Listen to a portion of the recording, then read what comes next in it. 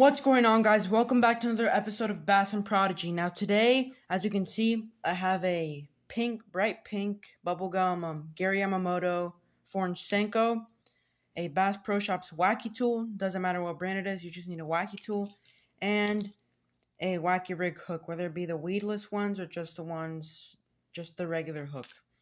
Now, some people would say that they don't use an O-ring, they just put the hook in the worm. Now that's fine.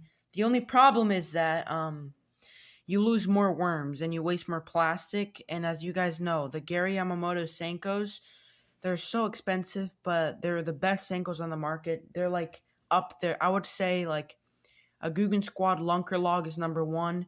This would be my number two option. My number three option would be like a Bass Pro Shop Sticko worm. But today I'm going to show you guys how to properly use an O-ring to put on a Senko for a Wacky rig.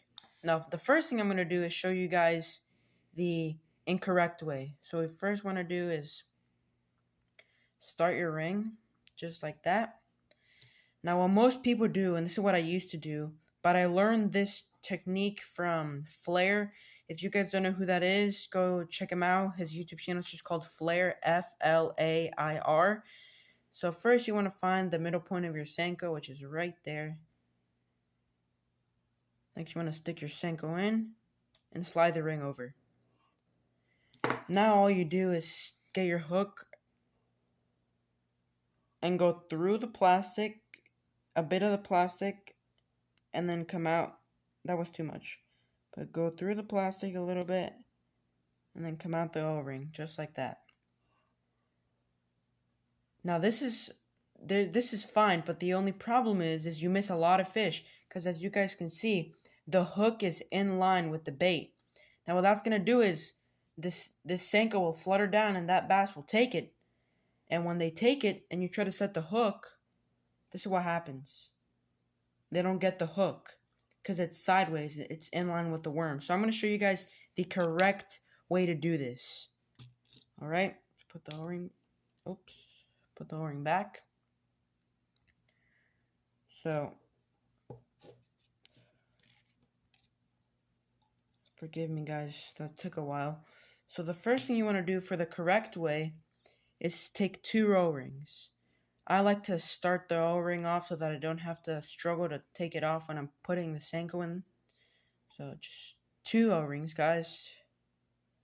And if you guys have the Wacky tool or you don't have O-rings, you can go to like your local tackle shop. They should have extra O-rings, but what you could also do is go to your local hardware store, and they sell these little rubber washer things, which are the exact same thing as the O-rings for cheaper, and you get more. But I'm gonna show you guys how to do the correct way now. So find the middle point of your Senko and put the first one in. Next, you're gonna want to put the second one in. Try to do it at an angle. It didn't work. But what you guys want to do is I might come out of frame every now and then, but no, I got it. What you want to do, guys, is make an X with the O-rings. So put two on there and reposition the O-rings to make an X, as you guys can see. Now what you do is you get your hook and you stick it through the back side of the X and come out the other side. And now, guys, you still got the O-ring on there so that you don't lose your Senko and you don't waste as much plastic. But now, guys, notice how the hook is not in line with the bait. It's sideways to the bait. Now, what that's going to do is whenever you get that fish, your Senko's fluttering down, and you get that bass to bite. Now, whenever you get that fish, you're going to hook the fish, because now the hook is now positioned to hook the top of the mouth of the bass. This is what you should do if you're going to use an O-ring. Very useful technique. You save more plastic using O-rings. I like using O-rings. But if I'm sometimes lazy, I won't.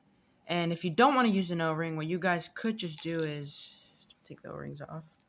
What you could do is just take your hook, thread it through the plastic, and that works just as well. That works just as fine as having the two O-rings. And that does the same thing, guys. See? Whenever that bass gets the bait, you're going to hook him.